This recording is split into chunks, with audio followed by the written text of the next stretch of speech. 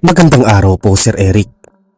Ako po si Randy at nais kong ibahagi sa inyo ang isang totoong kwento na nangyari sa aming baryo noong taong 2000 sa isang liblib na baryo sa bahagi ng Leyte. Tahimik at payak ang pamumuhay ng mga tao. Ang karamihan ay nakadepende sa pagsasaka at pangingisda at ang iba naman ay nagtitinda ng mga pangunahing pangangailangan sa pamilihan. Sa kabila ng tahimik na paligid, may mga usap-usapan na matagal nang umiikot sa baryo. Mga kwento ng kababalaghan at nilalang na hindi madaling ipaliwanag ng mga ordinaryong mamamayan. Dumating noon sa baryo sina Nanding at Pilar, mag-asawa na naglalako ng karne. Gamit ang isang lumang tricycle, araw-araw silang nag-iikot mula bahay-bahay para magbenta. Sa unang tingin karaniwan lamang sila. Simple ang pananamit, laging magkasama at tila mabait sa mga nakakasalamuha. Ngunit may kakaiba sa kanila na hindi agad napansin ng lahat. Si Bernard ang unang nagduda. Isa siyang magsasaka na laging bumibili ng karne kina Nanding at Pilar tuwing hapon. Napansin niyang kahit hindi araw ng katay sa palengke, tila laging sariwa ang karne ng mag-asawa. Hindi yon basta-basta nabubulok at may kakaibang kulay na may mas matingkad kaysa karaniwang baboy o baka. Nang tanungin niya kung saan galing, simpleng sagot lang ang natatanggap niya. May kaibigan daw silang taga-bundok na nagsusuplay. Habang lumilipas ang mga linggo, napapansin din ng ibang taga-baryo ang kakaibang presensya ni Nanding at Pilar. Tuwing gabi kapag tapos na silang magbenta, may mga aso at pusa na biglang nawawala.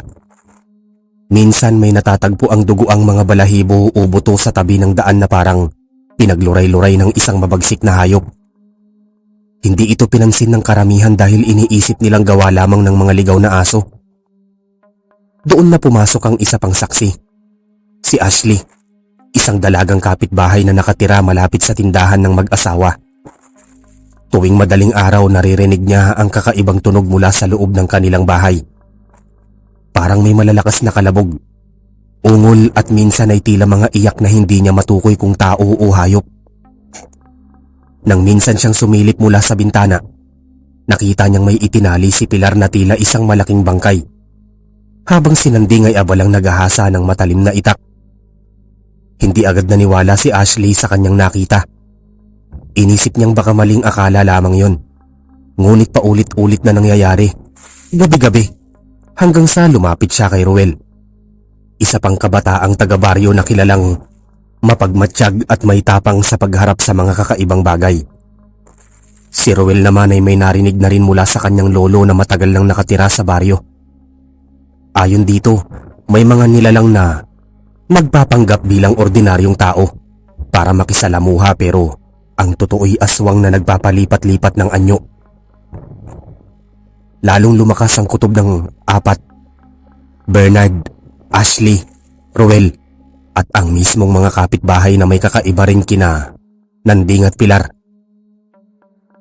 Napansin din na sa tuwing may nawawalang tao mula sa kalapit na sitio, laging sakto ring marami at sariwa ang karning binibenta ng mag-asawa. May mga pagkakataon na may batang nawawala matapos ang isang gabi ng kasayahan, at kinabukasan may makikitang naglalako ng mas marami pang karne ang dalawa. Isang gabi, matapos ang isang kasalan sa baryo, nawala ang isang binatilyong pinsan ni Ashley. Hinanap ng lahat ngunit bigo silang matagpuan. Doon na nagsimulang kumulo ang hinala ng mga tao. Kasabay nito napansin ni Ruel na puno ng dugo ang likuran ng tricycle ng mag-asawa, kahit hindi naman araw ng katay. Nagplano sina Bernard at Ruel na sundan ng mag-asawa isang gabi. Habang tahimik ang baryo, dahan-dahan silang sumunod sa tricycle ni Nanding at Pilar na nagtungo sa masukal na bahagi ng kagubatan. Sa gitna ng dilim, nakarinig sila ng mga ingay na kahawig ng malalakas na panguya at tila paghalakak ng hayop. Nang makalapit sila, tumambad sa kanila ang isang nakakatindig balahibong tanawin. Nakita nila ang mag-asawa ay nagbabago ng anyo. Ang mga matay kumikislap sa dilim. Ang mga ngipin ay mahahaba at ang mga kuko'y nagmistulang matatalim na pangil. Ang laman ng kanilang nilalako sa baryo ay hindi karaniwang karne, kundi laman ng mga taong biktima nila. Matapos masaksihan ni na Bernard at Ruel ang nakakatindig balahibong pagbabago ng anyo ni Nanding at Pilar sa gitna ng kagubatan, hindi na nila alam kung paano makakabalik sa baryo nang hindi nakakahalata. Kinabahan sila baka mabisto sila, kaya't dahan-dahan silang umatras pabalik sa daan. Ang mga paa nila'y halos walang ingay, ngunit ramdam nila ang matinding kaba na dumadaloy sa kanilang mga ugat. Pagdating nila sa baryo, agad nilang kinausap si Ashley. Halos hindi makapaniwala si Ashley sa ikinuwento ng dalawa. Ngunit nang marinig niya ang detalyeng ang mag-asawa'y kumakain ng laman ng tao at ang kanilang paninda ay galing sa mga biktima, bumalik sa isip niya ang mga gabing naririnig niya ang kakaibang mga iyak at ungol mula sa bahay ng dalawa. Ang lahat ay unti-unting nagkakaugnay. Kinaumagahan nagpatuloy pa rin ang mag-asawa sa kanilang pangangalakal. Nakangiti sila at parang walang nangyari. Ngunit ang mga taong nakapaligid sa kanila'y nagsisimula ng makaramdam ng matinding takot at pag-aalinlangan. Hindi ito lantaran dahil walang ebidensya. Ngunit ang titig ng mga tao sa mag-asawa'y tila puno ng pagtataka at pagdududa. Lumipas ang ilang linggo at may panibagong pagkawala na naman ang naganap. Isang magsasaka mula sa kabilang sitio ang hindi na nakauwi matapos ang isang araw na pagtatrabaho. Ang asawa nito'y lumuluha ng lumuha. At ang buong baryo'y nagsimulang magtanong. Lalo pang nadagdagan ng hinala ng kinabukasan. Nag-ikot muli si Nanding at Pilar na may dalang mas marami at mas pulang karne kaysa dati. Nabahala na si Ruel. Hindi siya makatulog ng mahimbing sa tuwing naiisip niya ang mga taong nawawala. Sa bawat umagang dumadaan, nakikita niya ang ngiti ni Nanding at Pilar, ngunit sa likod ng ngiting yun, alam niyang may tinatago silang mabangis na lihim. Pinilit niyang lapitan ng ilang matatanda sa baryo, kabilang ang kanyang lolo, para humingi ng payo. Ayon sa matanda, matagal nang may kwento tungkol sa mga aswang na pumapasok sa baryo at nagtatago bilang ordinaryong tao. Ang tanging paraan para makumpirma ang kanilang tunay na anyo ay ang paggamit ng mga lumang pamahiin, asin, bawang at langis na galing sa nyog na pinatungan ng dasal. Nagsimula silang magplano. Sina Bernard, Ashley at Ruel ay lihim na nagtulungan para subukan ng mga payong yon. Una nilang ginawa ay naglagay sila ng asin sa pintuan ng mga bahay malapit sa tirahan ni Nanding at Pilar. Napansin nilang tuwing gabi bihirang makalapit doon ang mag-asawa. At kung minsan ay umiikot pa sila palayo na parang iniiwasan ng lugar. Isang gabi, muling sumunod sina Bernard at Ruel sa tricycle ng mag-asawa. Ngunit sa pagkakataong ito, may dala na silang maliit na bote ng langis at pinitpit na bawang. Habang sinusundan nila sa madilim na daan, muli nilang nakita ang kakaibang kilos ni Nanding at Pilar. Sa gitna ng kakahuyan, tumigil ang tricycle at muli na namang nagbago ang anyo ng dalawa. Mahahaba ang mga kuko. Kumikislap ang mga mata at ang bibig ay punong-puno ng matatalim na ngipin. Ngunit may nadiskubre pa sila. Sa pagkakataong yun, hindi hayop ang kanilang hawak kundi isang katawan ng tao na tila wala ng buhay. Sinimulan nilang pira-pirasuhin yun na parabang karaniwang karni lamang. Hindi na nakatiis sina Bernard at Ruel at tumakbo palayo. Dala ang takot at puot na naramdaman nila. Nang makabalik sila sa baryo, nagsama-sama sila ni na Ashley at gumawa ng desisyon. Kailangang iparating sa iba ang katotohanan. Kahit gaano pa ito kahirap paniwalaan, ngunit alam nilang hindi magiging madali sapagkat ang mag-asawa'y tila laging nakabantay at may kakayahang magpakita ng pagiging inosente sa harap ng maraming tao. Habang papalapit ang mga susunod na gabi, lalong bumibigat ang takot sa buong baryo. Lalong dumadami ang mga nawawala at si Nanding at Pilar sa kabila ng mga usap-usapan patuloy na naglalako ng karne. Tila wala silang kasalanan. Mula nang masaksihan ni na Bernard at Ruel ang nakakapangilabot na gawain ng mag-asawa, hindi na sila mapakali. Lalo na si Ashley, na gabi-gabi ay halos hindi makatulog sa tuwing maririnig ang mga kaluskos at kakaibang tunog mula sa bahay ni Nanding at Pilar. Ang bawat gabi sa baryo ay tila puno ng pangamba, lalo na tuwing may isa na namang hindi nakakauwi o bigla na lang nawawala. Nagtipo ng 3 sa isang tagong bahagi ng palayan upang magplano. Si Bernard na palaging nakakatagpo ng mag-asawa dahil sa pagbili niya ng karne ay nagsimulang magsalaysay ng lahat ng kanyang napansin. Hindi na rin lingid sa kaalaman ng iba na tuwing may bagong pagkawala, agad ding may panibagong supply ng karne sina Nanding at Pilar. Ang pagkakatugma ng mga pangyayaring yun ay hindi na maaaring ituring na simpleng tsamba. Iminungkahi ni Rowel na subukan nilang ilapit sa mga matatanda ang kanilang mga natuklasan. Kaya't isang gabi, dumulog sila sa bahay ng isang albularyo na nakatira sa dulo ng baryo. Doon ikinuwento nila ang lahat ng nakita mula sa mga gabi ng pagkawala. Hanggang sa mismong sandali na nasilayan nila ang pagbabagong anyo ng mag-asawa. Hindi nagulat ang matandang albularyo. Bagkus ay tila matagal na niyang inaasahan ang ganitong pangyayari. Ayon sa kanya, ang mag-asawa ay hindi ordinaryong naglalako ng karne. Ang mga ito'y kabilang sa uri ng aswang na tinatawag na mangangatawan. Yaong mga nilalang na kumakain ng laman ng tao at nagtatago sa anyo ng mga normal na mamamayan. Ang kanilang paraan ng pamumuhay ay nakapaloob sa panlilinlang at ginagamit nila ang tiwala ng tao upang makalapit at makapanghuli. Tinuruan sila ng albularyo ng ilang paraan para lumaban. Pinakilala nito ang gamit na langis na mula sa nyog na dinasalan sa loob ng 7 gabi. Kapag pinahiran ito sa katawan, nagiging pananggalang laban sa paglapit ng aswang. Binigyan din sila ng kaunting asin at bawang na maaaring ikalat sa paligid ng kanilang mga tahanan. Ngunit higit sa lahat, ipinayo ng matanda na wag silang basta-basta susugod ng walang paghahanda, sapagkat ang mag-asawa'y mapanganib at hindi madaling mapuksa. Habang papalapit ang mga sumunod na gabi, nagsimulang maghanda ang 3. Itinabi nila ang mga langis at bawang at lihim na kinumbinsi ang ilang piling kababaryo na maging alerto.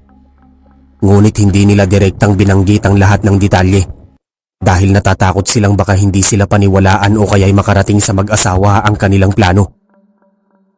Lumipas ang ilang araw at sa isang bagong pagkakawala ang yumanig sa baryo. Sa pagkakataong ito, isang batang babae na pamangkin ni Ashley ang hindi na nakauwi matapos maglaro sa tapat ng kanilang bahay. Ang mga tao'y nagsimulang maghanap ngunit walang bakas ng bata. Samantala, kinaumagahan nakita na naman sina Nanding at Pilar na may dalang mas maraming karne kaysa dati at nakangiti habang nag-aalok sa mga kapitbahay. Doon na nagpasya sina Bernard, Ashley at Rowel na hindi na maaaring magpatuloy ang lahat ng ito. Kailangang may gawin sila. Sa kabila ng takot, nagsimula silang magplano ng paraan para mahuli o mapaalis ang mag-asawa. Pinagkasunduan nilang sundan muli ang tricycle at sa pagkakataong yon hindi na sila tatakbo palayo. Bagkus dadalhin nila ang lahat ng kanilang dala: asin, bawang at langis. Habang dumarating ang gabi, ramdam nilang unti-unti nang lumalapit ang laban sa matagal nilang iniiwasan. Sa kanilang mga puso, nag-aalab ang takot, ngunit kasabay nitong naroon din ang matinding pagnanais na mailigtas ang baryo mula sa mga kamay ng mag-asawang yon.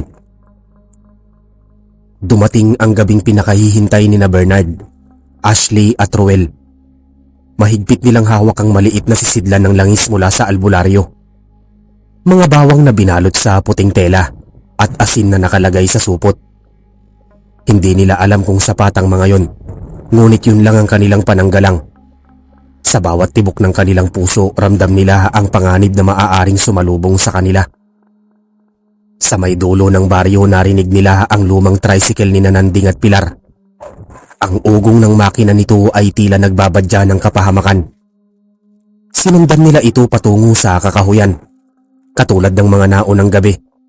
Ngunit ngayon mas handa sila, hindi upang tumakbo palayo, kundi upang harapin kung ano man ang kanilang matutuklasan.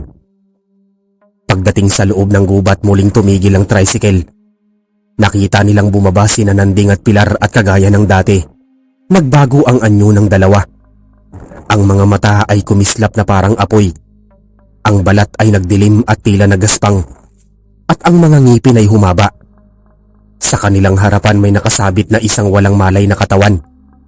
Isang magsasakang kilala nilang nawawala noong nakaraang linggo. Napakagat ng labi si Ashley upang pigilan ng sigaw. Halos mapaluha siya sa nakikita ngunit pinigilan siya ni na Bernard at Ruel.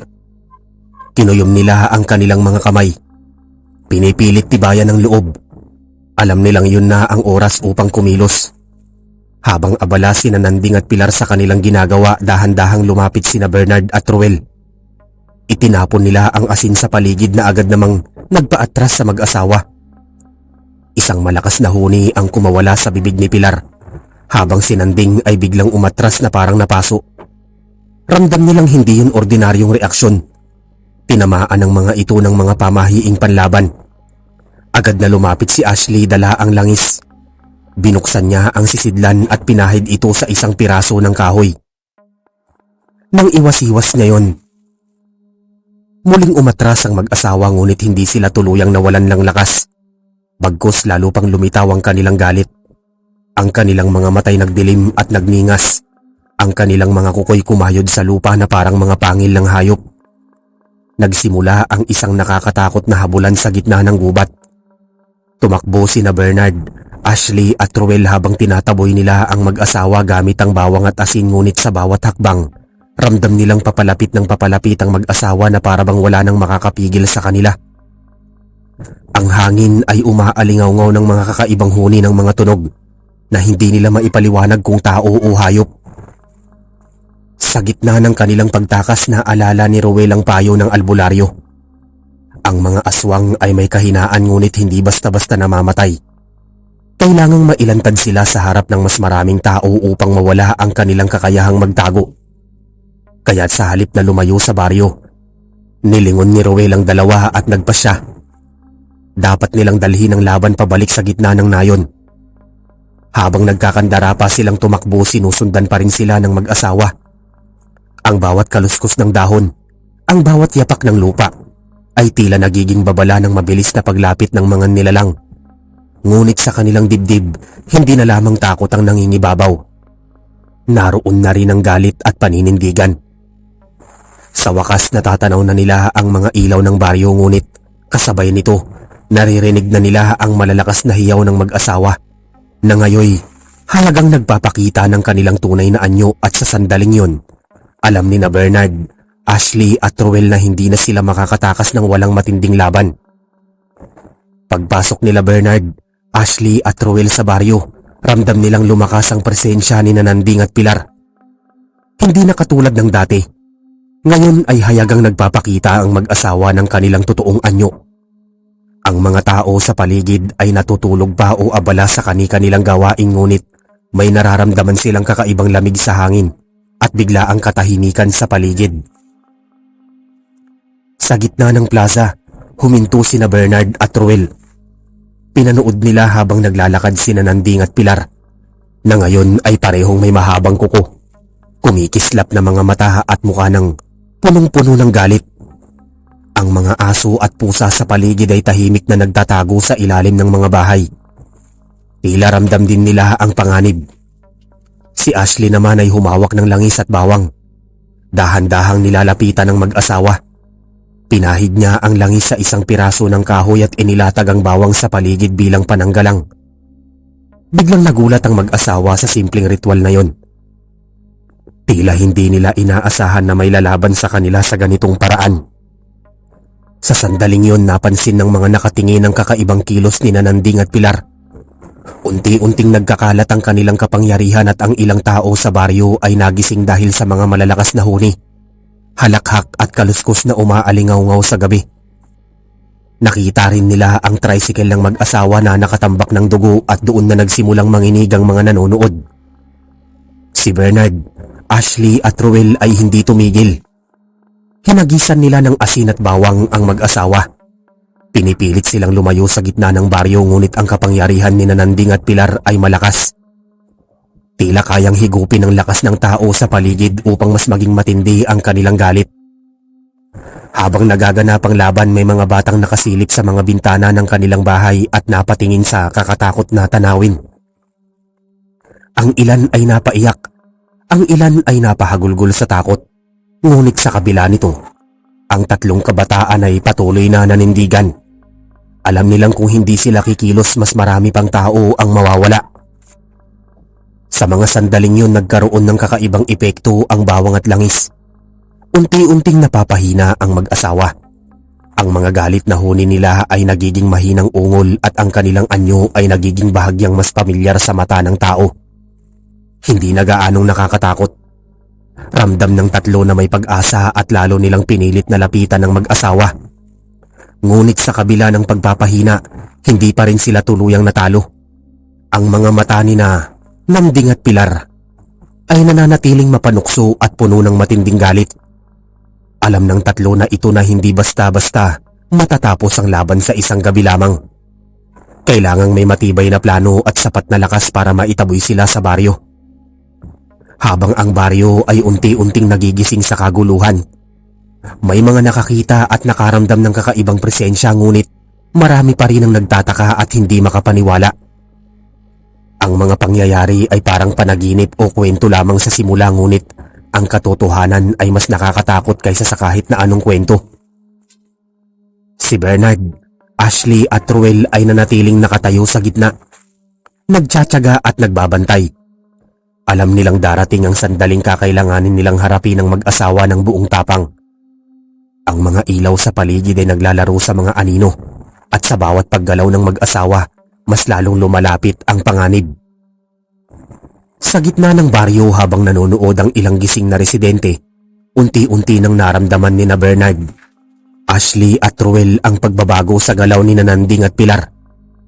Ang mga galit na huni at halakhak ay unti-unting humina.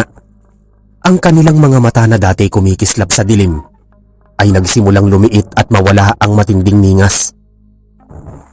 Habang patuloy na inilalapit ng tatlo ang bawang at langis, napansin nilang may mga kaluskos mula sa likod ng mag-asawa. Ang tricycle na dati puno ng dugo at karne ay tila unti-unting nawawala sa paningin. Parang natutunaw. Ramdam nila na ang ritual ay nagsisimulang kumilos ngunit alam rin nilang hindi pa ito sapat. Hindi nagtagal lumapit si Pilar sa isang malakas na galaw. Tila haharapin ng tatlo ngunit sa sandaling yun tumama ang bahid ng langis sa kanyang balat. At ang kanyang kilos ay naputol. Ang katawan niya ay nagsimulang manginig at para bang hindi na niya makontrol ang sariling anyo. Si Nanding naman ay tila nagulat at bumalik sa kanyang tricycle. Sinusubukang ipagtanggol ang sarili ngunit paulit-ulit na itinataboy siya ng asin at bawang. Sa kabila ng pagtutol ng mag-asawa, ramdam nila na may napipigilan na puwersa. Ang paligid ay unti-unting nagiging tahimik at ang mga anino na dati gumagalaw sa dilim ay nanatili sa kanilang mga lugar. Nakita ng tatlo na may pag-asa at lalo nilang pinilit ang kanilang ritual. Samantala sa baryo, ang mga tao na nakasaksi sa kakaibang pangyayari ay hindi makapaniwala. Ang ilan ay natakot. Ang ilan ay nakangiti sa tuwa sa pagkakatuklas ng katotohanan. Ngunit wala pa ring sino man ang naglakas loob na lumapit sa gitna. Ang takot ay nananatili sa kanilang mga puso. Lumipas ang ilang oras ng pakikibaka. Ang mag-asawa bagamat hindi tuluyang natalo ay unti-unting nawalan ng sigla. Ang kanilang mga galit na huni ay naging malamlam na ungol. Ang mga kuko na dati kumikislap sa dilim ay tila nagiging karaniwan at hindi na nakakatakot. Sa sandaling yun nakaramdam ng kaunting ginhawa ang tatlo. Alam nilang may puwang na upang planuhin ang susunod na hakbang. Ngunit ramdam rin nila ang panganib. Ang mag-asawa ay hindi pa rin tuluyang natalo at anumang maling hakbang ay maaaring magdala sa kanila sa kapahamakan. Sa pagtatapos ng gabi, habang ang baryo ay unti-unting bumabalik sa normal na ritmo, ang mag-asawa ay naglakad patalikod pilit na nagtatago sa dilim at ang tricycle ay unti-unting naglaho sa gitna ng kakahuyan. Ramdam ng tatlo na pansamantala silang nakaligtas ngunit alam nilang darating ang oras na kailangan nilang harapin ang mag-asawa ng tuluyan. Sa mga sumunod na araw na natiling alerto sina Bernard, Ashley at Ruel. Hindi na sila makatulog ng mahimbing sa tuwing naiisip nila ang mag-asawa. Ang bawat galaw, bawat tunog sa baryo ay tila may kinalaman sa dalawa. Pinag-aralan nila ang mga nakaraang gabi at napagdesisyonan na mas maingat at mas planado ang kanilang susunod na hakbang. Nagtipo ng tatlo sa agong kubo sa gilid ng palayan. Dito inilatag nila ang lahat ng kanilang kagamitan. Ang langis mula sa nyog, bawang, asin at ilang piraso ng kahoy na gagamitin bilang pananggalang. Pinag-aralan nila kung saan karaniwang dumadaan ang tricycle ni Nanding at Pilar tuwing gabi.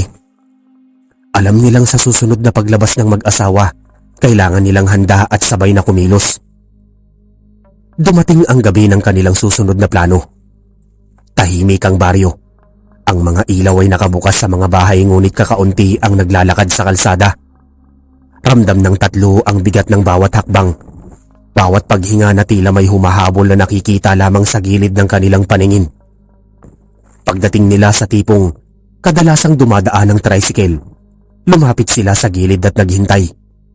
Sandaling lumipas, narinig nila ang ugong ng makina. Dahan-dahang sumilip ang mag-asawa mula sa lilim ng kagubatan. Ngayon handa na ang tatlo. Mabilis nilang inilatag ang asin at bawang sa daanan. Bawat hakbang ng tricycle ay napipigilan at napapabagal. Si Ashley ang unang lumapit, hawak ang kahoy na pinahidan ng langis. Tinaboy niya ang mag-asawa gamit ang simpleng ritual na ito. Si Nanding at Pilar ay muling nagbago ng anyo. Mahahaba ang kuko, kumikislap ang mata at naglalabas ng matinding galit. Ngunit hindi na sila ganoon kasigla. Ang bawat hakbang nila ay napipigilan at ang kanilang mga galit na huni ay nagiging mahinang ungol. Sa pagkakataong yun, nakaramdam ng lakas sina Bernard at Ruel. Lalo nilang pinilit na ilapit ang bawang at asin sa mag-asawa. Hindi nagtagal, unti-unti nang nawawala ang tricycle at ang nakakamanghang itsura ng dalawa. Ang paligid ay unti-unting bumalik sa normal at ang dilim ng kagubatan ay tila na puno ng katahimikan. Ngunit hindi pa rin tapos ang laban. Ramdam ng tatlo na ang mag-asawa ay hindi basta-basta mapupuksa. May bakas pa rin ng kanilang presensya sa baryo at may pakiramdam silang kailangan pang bantayan ng mga susunod na gabi. Ang bawat galaw ni Nanding at Pilar ay parang nagbabala na babalik sila sa mas matinding paraan. Habang umaga na at unti-unting nagising ang baryo, nakaupo sina Bernard, Ashley at Ruel sa ilalim ng puno. Pinag-uusapan ang kanilang susunod na hakbang. Alam nilang pansamantala lamang ang tagumpay na yon, ngunit sa pagkakataong yon, ramdam nila ang kaunting ginhawa. Ang baryo ay ligtas kahit saglit at ang takot ay unti-unting nabawasan. Lumipas ang ilang linggo at nanatiling tahimik ang baryo, ngunit ang tatlong kabataan ay hindi na kontento. Alam nilang pansamantala lamang ang tagumpay nila sa nakaraang laban at ang mag-asawa kahit napahina ay hindi pa rin tuluyang nawala. Kaya't nagplano silang maghanda ng mas malawak at mas matinding ritual upang tuluyang maitaboy sina Nanding at Pilar. Nagtipon sila sa kubo sa gilid ng palayan at sa gabing yun, inihanda nila ang lahat ng kanilang kagamitan. Mas maraming bawang, mas maraming langis at higit sa lahat, mga piraso ng kahoy at asin na pinaliguan ng dasal ng albularyo. Alam nilang sa pagkakataong ito hindi pwedeng magkamali. Habang papalapit ang gabi, napansin nilang tahimik ang baryo. Ang hangin ay malamig at may kakaibang katahimikan sa paligid. Biglang lumitaw sa dilim ang tricycle ni Nanding at Pilar. Sa pagkakataong yun, sabay-sabay silang lumapit at inilatag ang lahat ng ritual. Ang bawang ay kinakalat sa paligid. Ang asin ay ibinudbud sa daanan at ang langis ay pinahid sa kahoy. Agad na nagbago ang mag-asawa. Ang mga mata nila ay kumislap sa galit at ang kanilang mga ngipin ay tila mas matalim. Ngunit sa bawat hakbang nila, ramdam nilang unti-unti silang napipigilan. Ang kapangyarihan na dati kayang takutin ng buong baryo, ngayon ay tila nawawala. Lumapit si Ashley, hawak ang kahoy na pinahidan ng langis at pinilit na ilapit sa mag-asawa. Ang huni nila ay nagiging mahina at tila hindi na nila kontrolado ang sarili. Si Nanding at Pilar ay nagtangkang umatras, ngunit bawat hakbang ay napipigilan ng bawang at asin. Sa sandaling yun, nakaramdam ng lakas sina Bernard at Ruel. Hindi na lamang sila nagtatakbo. Ngayon ay aktibong lumalaban. Habang ang mga nanonood sa baryo ay nagulat at natakot. Ramdam nila ang pagbabago. Ang mag-asawa na dati nakakatakot sa lahat ay ngayon ay nagtatangkang makaalis, ngunit hindi makakilos ng maayos. Pagkatapos ng ilang minuto ng labanan, unti-unting nawalan ng anyo ang mag-asawa. Ang kanilang muka ay unti-unting nagiging karaniwan. At ang kanilang mga galit na huni ay nawala. Ramdam ng tatlo na may nagbago. Ang kapangyarihan ng mag-asawa ay tuluyan ng naitaboy sa baryo. Ang mga tao na nakasaksi ay hindi makapaniwala. Ang dating mag-asawa na nagdudulot ng takot ay ngayon ay parang ordinaryong tao lamang. Walang kakayahan upang makasakit muli. Ang tricycle na dati puno ng dugo at karne ay naglaho. At ang gabi ay unti-unting bumalik sa katahimikan. Si Bernard, Ashley at Ruel ay humiga sa lupa. Ramdam ang pagod ngunit kasabay nito ang ginhawa. Alam nilang pansamantala ngunit sapat na yon upang maipakita sa baryo ang katotohanan. Ang mag-asawa na dati aswang na nagdudulot ng takot at pagkawala ay hindi na muling nakapagpapakita ng ganoong kapangyarihan sa kanilang paligid. Kinabukasan, unti-unting nagising ang baryo mula sa takot at pangamba na naghari sa mga nakaraang linggo. Ang mga tao na dati nagtatago sa bawat gabi, ngayon ay unti-unting bumalik sa kanilang normal na gawain. Ang mga taniman ay muling sinilip at ang mga bata ay naglaro sa kalsada nang hindi natatakot sa dilim. Si Bernard, Ashley at Ruel ay nakaupo sa ilalim ng punong mangga sa gitna ng plaza. Ramdam nila ang bigat ng nakaraang gabi ngunit kasabay nito ang malaking ginhawa. Alam nilang pansamantalaman o permanente na itaboy nila ang mag-asawa at nailigtas ang baryo mula sa panganib.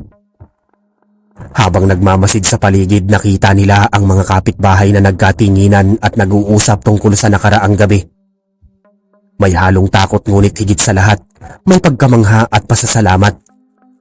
Ang kwento ng mag-asawa ay unti-unting kumalat sa buong baryo at bagamat marami ang hindi makapaniwala, alam ng tatlo na totoong nangyari ito. Si Ashley ay huminga ng malalim. Ramdam niya ang bigat na nawala sa kanyang dibdib. Ang batang pamangkin na dati nawawala ay ligtas na at nakabalik sa kanilang bahay. Si Bernard at Ruel naman ay ramdamang pagod at sakit sa katawan. Ngunit higit sa lahat, ang kasiyahan na nakatulong sila sa baryo. Sa mga sumunod na araw, nagsimula muling magtiwala ang mga tao sa isa't isa. Ang takot na dati na mayani tuwing gabi ay unti-unting napalitan ng pag-asa. Ang baryo ay unti-unting bumalik sa normal at ang mga kwento ng kababalaghan ay naging paalala sa lahat na maging mapagbantay ngunit hindi rin dapat mamuhay sa takot. Si Nanding at Pilar matapos ang ritual ay hindi na muling nakitang may kakaibang anyo o gumagawa ng kasamaan. Ang kanilang tricycle ay hindi na naglalaman ng dugo o karne ng tao. Ang mga tao na nakasaksi sa pagbabago ay alam na tapos na ang panganib. Si Bernard, Ashley at Ruel ay nagpatuloy sa kanilang pang-araw-araw na buhay. Ngunit hindi nila malilimutan ng gabi kung kailan lumaban sila at nagtagumpay. Ang baryo ay muling naging tahimik ngunit sa puso ng tatlo nanatili ang babala.